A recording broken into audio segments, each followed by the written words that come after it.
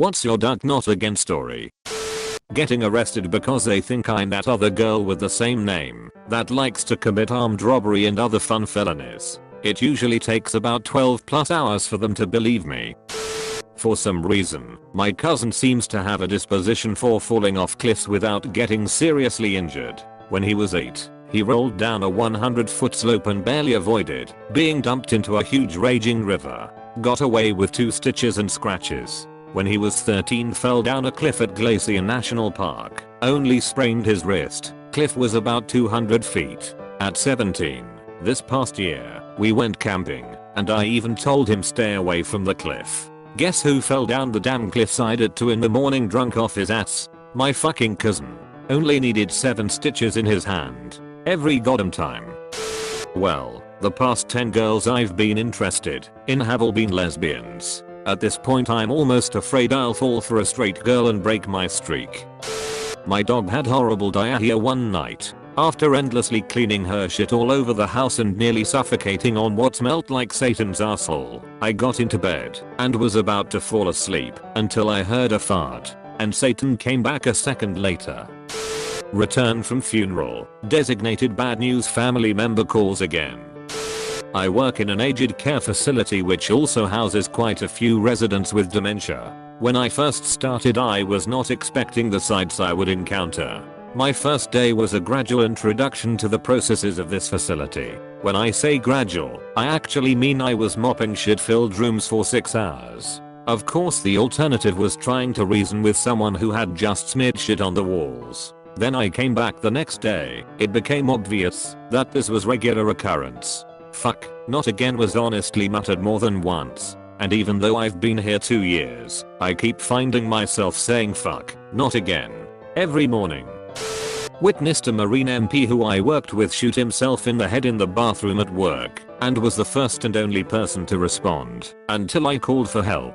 We kept him alive until the medevac helo showed up, but he died on the way to the hospital unfortunately. It would have been better if the shot would have just killed him right off the bat. Poor guy. Watched a dirt bike with 2 guys not wearing protective gear smash into a tree at about 40 miles per hour in a national park. No idea where they came from, but it happened about 50 yards ahead of me. They just came tearing through the intersection I was approaching. Driver's entire right half looked like black pudding. Ended up having to keep him sitting down because he was in shock and kept wanting to walk home. The passenger was dazed but unhurt because his buddy's body acted like a cushion and we was just pushed back onto the ground when they hit the tree. He was in shock too, and the first thing he asked for was a ride. And did you call the cops? I said I called whoever shows up, which is awesome because it was a federal park and park police do not fuck around. He kept repeating that they had to go now until I shut him up and showed him the condition his buddy was in. Found a girl odd in the McDonald's parking lot near my house. She was wearing business attire and I suspected someone drugged her. She drove there somehow, found her because her car was sitting nearby with the door open. She lived. Watched a man roll his F-150 like a toy in an ice storm because he was passing me going too fast and lost control when he aggravatingly changed lanes in front of me and hit the slush on the white dotted lines. I guess I was going too slow for him. Turns out I got to pull him out of his overturned vehicle and resist the urge to call him a fucking idiot. I have a few other pictures of it, but I can't seem to find them at the moment. This one of them that I took of this incident after my buddy and I pulled the driver from the back driver's side window. Found an 85-plus-year-old lady wandering down a bypass with no idea what she was doing. Nobody else stopped for help until I did. Then we had a crowd. Saw another accident where an arsehole sped up really fast. When I pulled out, I hate that shit. I had a really open opportunity to pull out, and had he have been doing even 10 over the speed limit he still wouldn't have caught up to me. Instead he decided to redline, because I had the audacity to pull out on him. He did a sudden violent lane change and rear-ended a car that was stopped to make a left turn. Fuck that guy. He suddenly got really I don't know what happened. After the accident, nobody was hurt thankfully. Now I work in law enforcement, forensic investigator, so I think I'm just a magnet for this shit. I don't know. The last few nights the same guy rang my doorbell at around 10:30 PM. stood out in the rain with an umbrella, and stared at my door with an intense look. Hell no, I ain't answering that shit. Diseases caught from unsanitary food. I live in a third world country. Typhoid? Got it. Amoebic dysentery? Been there. Monthly diarrhea? Check.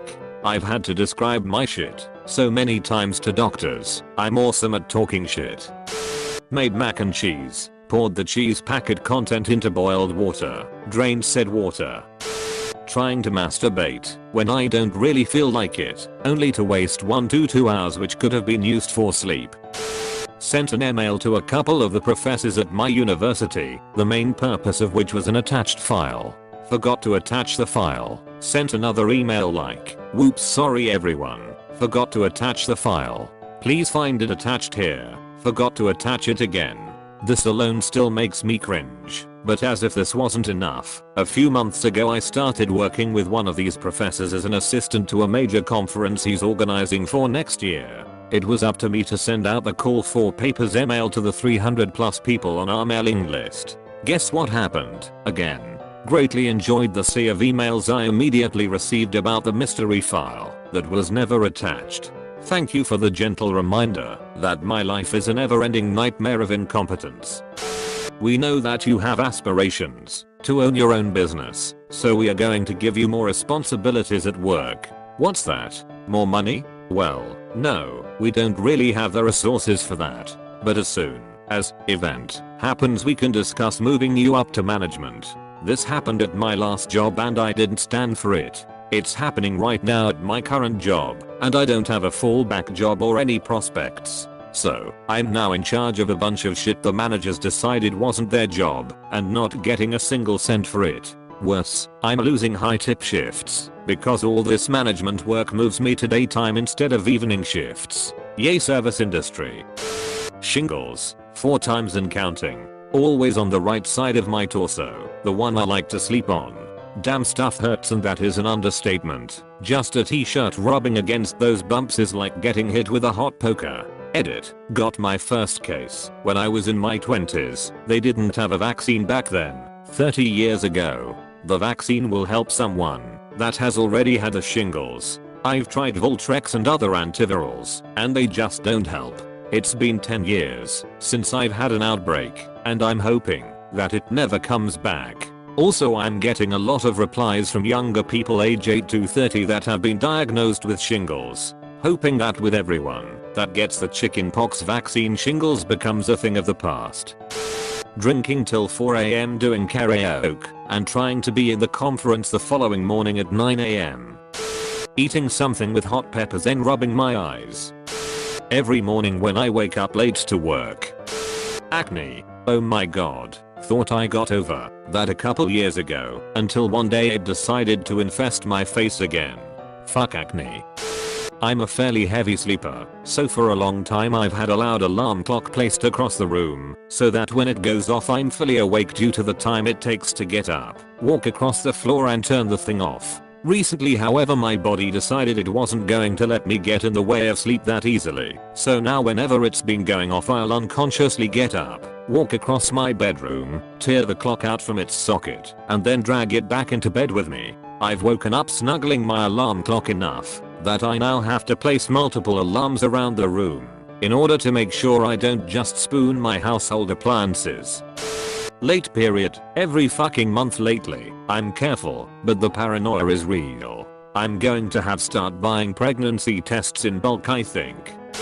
First dog I ever had liked to chase animals. I always hated taking her on walks, because if she saw so much as a squirrel in a tree it was off to the races. She'd chase the poor bastards for blocks, if I let her. This was early summer. For those who may not know, in my area early summertime is prime time for geese to flock into the neighborhood in droves. Now, you have to understand that geese are some mean motherfuckers. You think honey badger don't give a shit? Try motherfucking geese. Anyway, we are walking down the cul-de-sac when dog spots a huge flock of the feathered hellspawn. Immediately she begins her pre-hunt ritual. Head is down, tail is wagging furiously. She has the I'm gonna fuck you up growl starting up in the back of her throat. I look up to see what she's growling at, and my life flashes before my eyes. Before I have time to finish thinking oh fuck, she goes tearing off after this flock, which scatters. Dog and geese go flying out behind the neighboring house, where I lose sight of them.